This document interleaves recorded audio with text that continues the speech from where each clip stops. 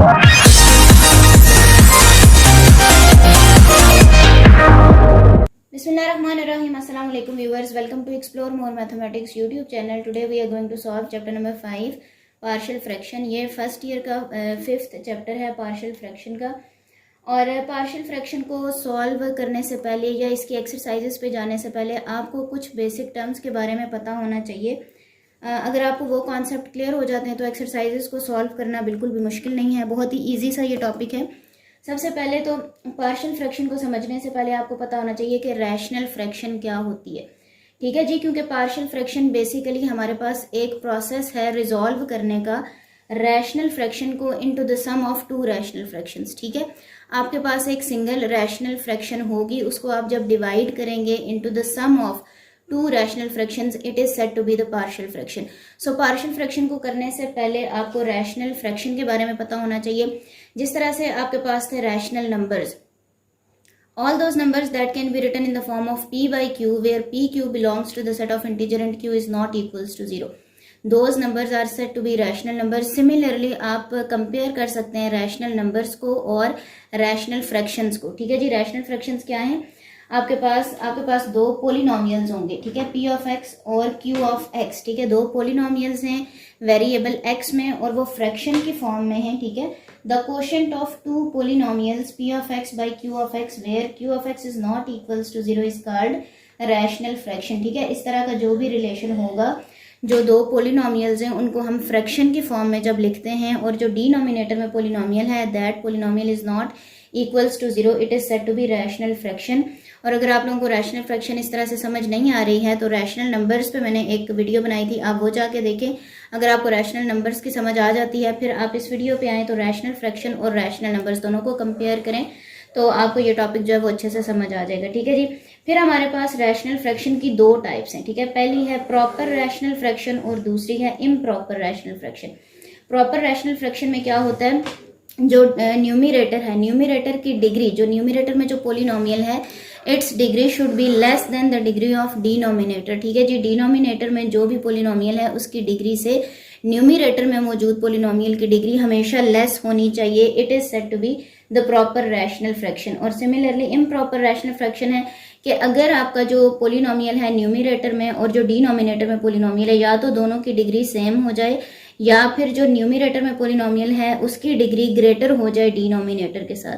ठीक है जी, डिग्री का क्या मतलब होता है? डिग्री का मतलब ये है कि आपके पास कोई भी पोलिनोमियल है उसमें वेरिएबल की हाईएस्ट पावर जो है वो डिग्री कहलाती है। ठीक है, यहाँ पे देखें, यहाँ पे कोई वेरिएबल मौजूद नहीं है। ठीक है, तो वेरिएबल आप ये समझ लें x की पावर 0 है दैट इज इक्वल्स टू 1 और यहाँ पे x की 1 पावर मौजूद है। ठीक है जी, अच्छा जी, जब आप एक्सरसाइजेस पे आएंगे या क्वेश्चंस को सॉल्व करना शुरू करेंगे तो आपने हमेशा एक बात ज़हन में रखनी है कि आपके पास प्रॉपर रैशनल फ्रैक्शन होनी चाहिए हमेशा, तभी आप उसको पार्शियल फ्रैक्शन की फॉर्म में सॉल्व कर सकेंगे। ठीक है, अगर आपके पास एक इम्प्रॉपर रैशनल फ्रैक्शन आ जाती है तो उसको सबसे पहले आप प्रॉपर रैशनल फ्रैक्शन में कन्वर्ट करेंगे। ठीक है, डिवाइड करके, ताकि न्यूमिरेटर में जो मौजूद पोलिनोमियल है उसकी डिग्री लेस हो जाए डिनोमिनेटर में मौजूद पोलिनोमियल से। आप उसको प्रॉपर रैशनल फ्रैक्शन में डिवाइड करें और उसके बाद आप उसको पार्शियल फ्रैक्शन में डिवाइड करें। ठीक है जी, पार्शियल फ्रैक्शन बेसिकली एक प्रोसेस है रैशनल फ्रैक्शन को रिजॉल्व करने का into the sum of two rational fractions. ठीक है, बिल्कुल सिंपल है। अब मैं कुछ केसेस जो हैं वो डिस्कस करूंगी जिनकी मदद से एक्सरसाइजेस करना आप लोगों के लिए काफ़ी इजी हो जाएगा जी। फर्स्ट केस है आपके पास q of x has only non repeated linear factors. जो आपके पास q ऑफ x पोलिनोमियल होगा उसमें नॉन रिपीटेड और लीनियर फैक्टर्स होंगे। सबसे पहले तो आपको नॉन रिपीटेड का मतलब पता होना चाहिए। नॉन रिपीटेड का मतलब ये है कि एक फैक्टर एक से ज़्यादा दफ़ा रिपीट नहीं होगा। ठीक है जी, एक दफ़ा ही एक फैक्टर आएगा।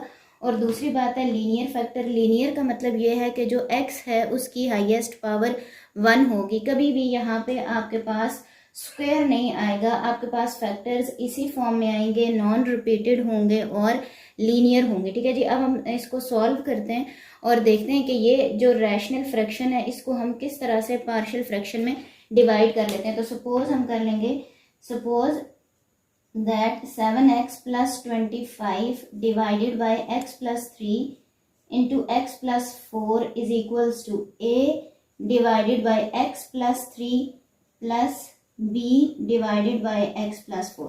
अच्छा, ऐसा है कि यहाँ पे आपके पास डिनोमिनेटर में जितने भी फैक्टर्स होंगे आपने उतने जो अल्फ़ाबेट्स हैं उनको ऐड कर देना है और उनको इस फॉर्म में लिख देना है। ठीक है जी।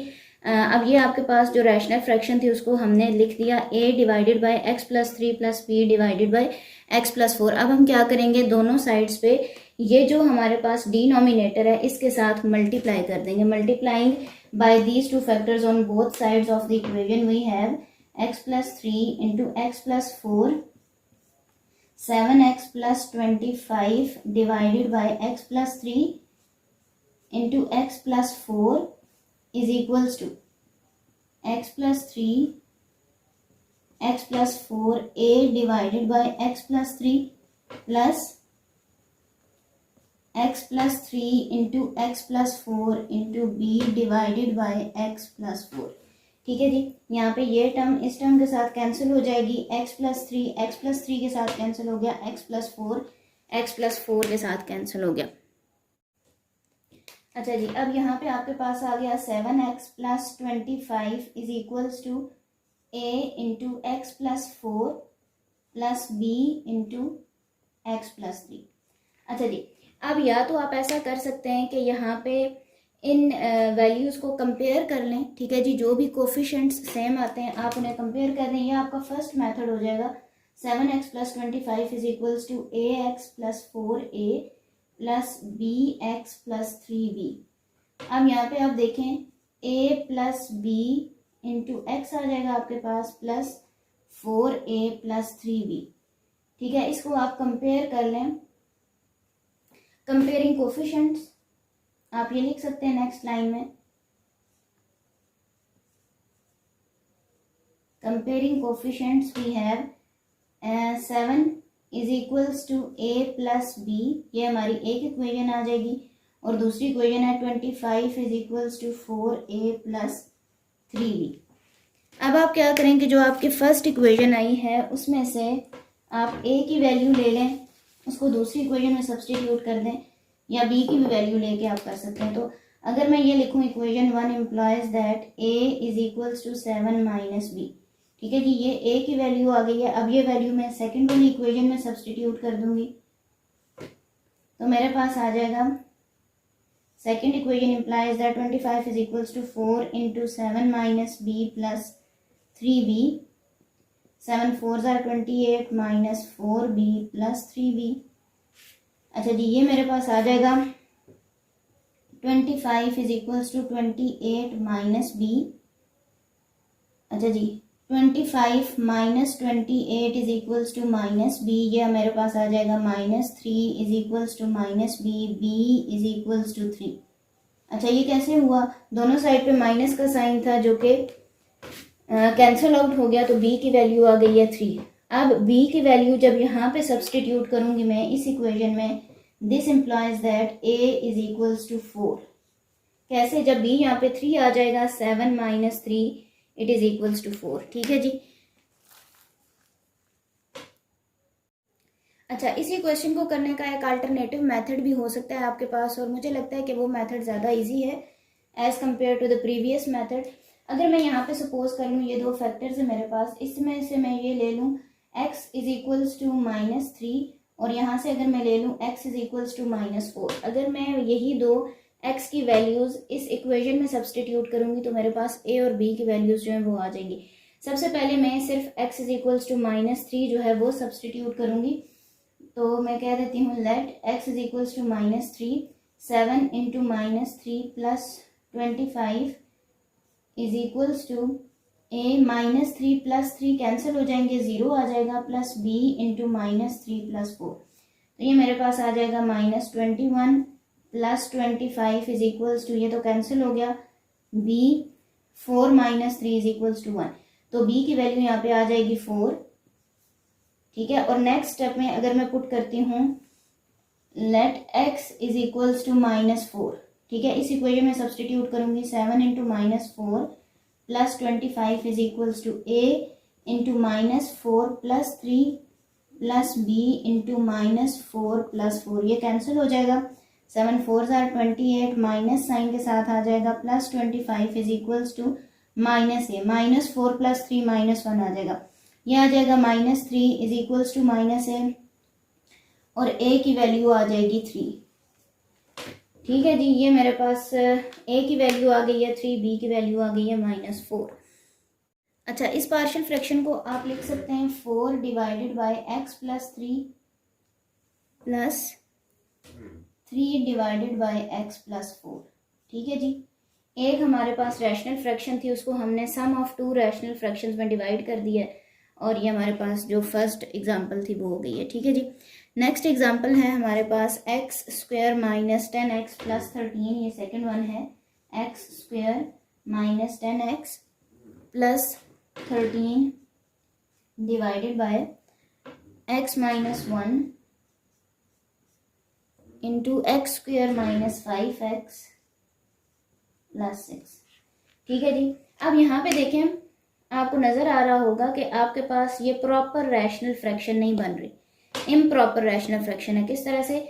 न्यूमरेटर में हाईएस्ट डिग्री है वेरिएबल की, हाईएस्ट डिग्री है पोलिनोमियल की 2 और डिनोमिनेटर में 3 है, एक x ये और एक 2 ये है। ठीक है, तो ये क्या हो गया? पोलिनोमियल की डिग्री हो गई है 3। अब आप क्या करेंगे? अब आपके पास ये जो पोलिनोमियल है इसको आप फैक्टर्स में डिवाइड करेंगे। ठीक है, फैक्टर्स में डिवाइड करेंगे। और किस तरह से डिवाइड करेंगे कि मल्टीप्लिकेशन, 2 ऐसे नंबर्स आपने लेने हैं कि मल्टीप्लिकेशन के बाद आए 6x² और प्लस माइनस करने के बाद आ जाए -5x। ठीक है, तो अगर मैं यहाँ पे लूँ -3x एंड -2x, तो मेरे पास जो है वो फैक्टर्स बिल्कुल ठीक बन जाएंगे। ये आ जाएगा x² - 10x + 13 divided by x - 1 into x² - 3x - 2x + 6।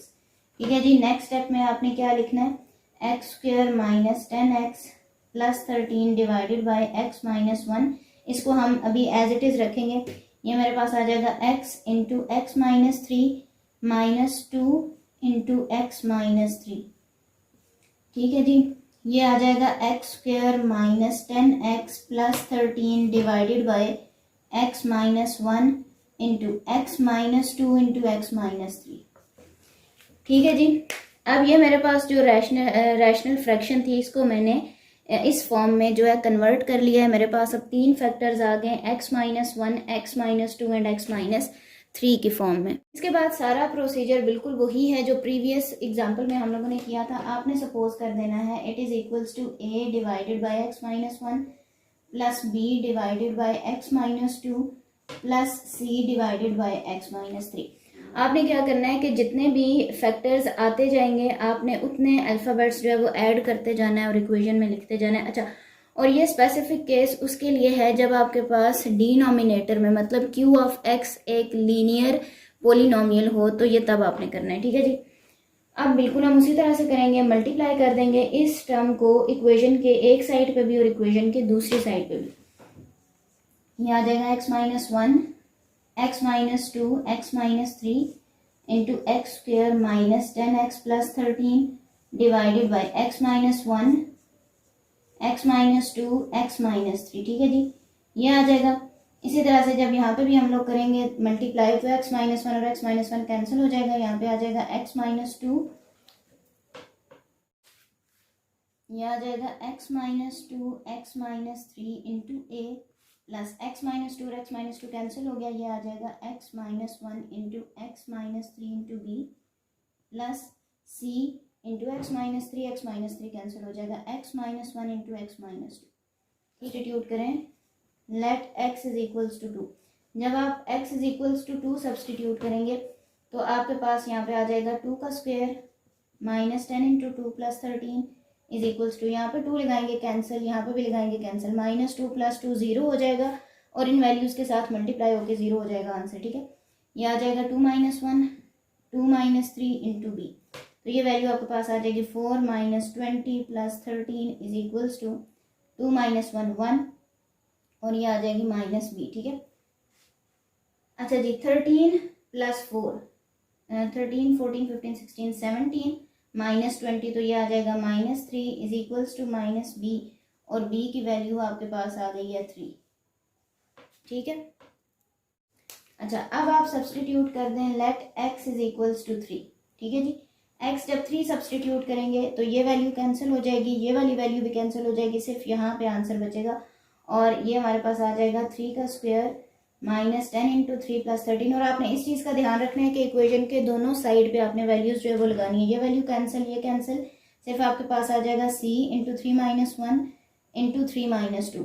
तो ये आ जाएगा 3 3 9 minus 30 plus 13 is equals to 3 minus 1 2, 3 minus 2 1। तो ये आपके पास आ जाएगा 2c।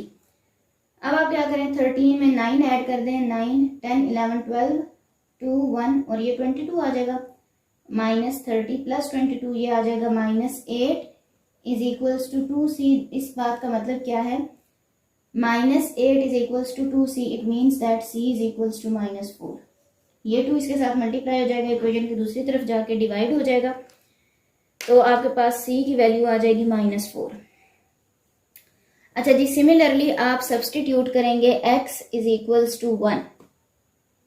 ठीक है, जब आप x is equals to 1 substitute करेंगे तो आपके पास ये वाली वैल्यू और ये वाली वैल्यू कैंसिल हो जाएगी। यहाँ पे आपके पास आ जाएगा 1 का square minus 10 plus 13 means 1 minus 10 plus 13, 13 plus 1 14, 14 minus 10 4, 4 is equals to, ये थर्ड के लिए है, 4 इज इक्वल्स टू, यहाँ पे ये वाली वैल्यू कैंसिल, ये वाली वैल्यू कैंसिल। ठीक है, 1 minus 2 answer is minus 1, 1 minus 3 answer is minus 2 a, ये आ जाएगा 4 is equals to 2a, a की वैल्यू आ जाएगी 2। ठीक है जी, a की वैल्यू आ गई है 2, b की वैल्यू आ गई है 3, c की वैल्यू आ गई है माइनस 4।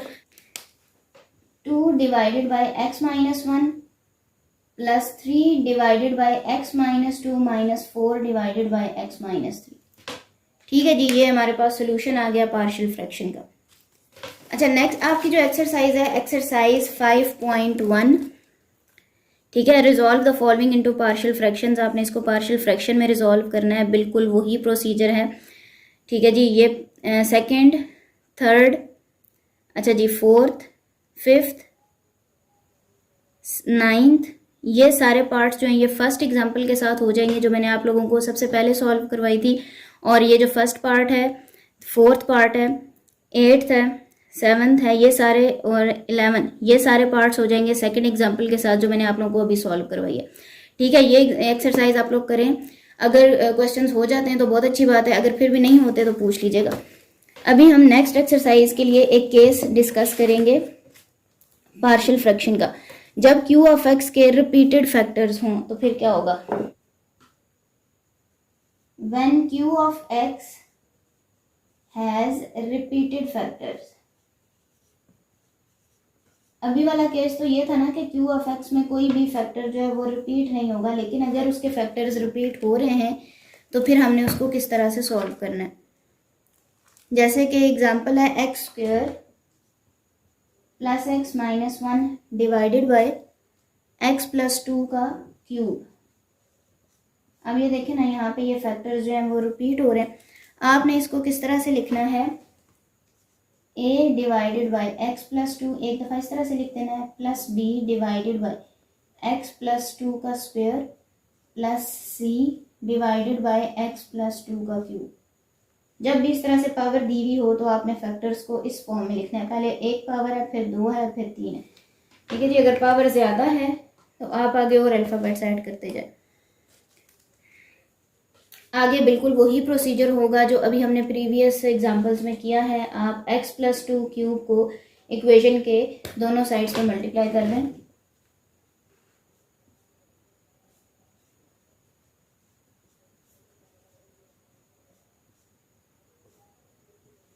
यहाँ पे भी जब आप इस क्यूब को मल्टीप्लाई करेंगे तो ये आ जाएगा a divided by x plus 2, यहाँ पे भी x प्लस 2 का क्यूब आ जाएगा, b divided by x plus 2 का स्क्वायर प्लस x प्लस 2 का cube, c divided by x plus 2 का क्यूब। ठीक है जी, ये और ये वैल्यू कैंसिल हो जाएगी, ये आ जाएगा x square plus x minus 1 is equals to, एक वैल्यू कैंसिल हो जाएगी, 2 बच जाएंगी, 2 कैंसिल हो जाएंगी, 1 बच जाएगी और यहाँ पे बचेगा सिर्फ c। ठीक है जी। सबसे पहले तो आप क्या कर लें, क्योंकि हमारे पास ये फैक्टर x+2 की फॉर्म में है, तो आप x को सब्सटीट्यूट कर दें। x is equals to -2,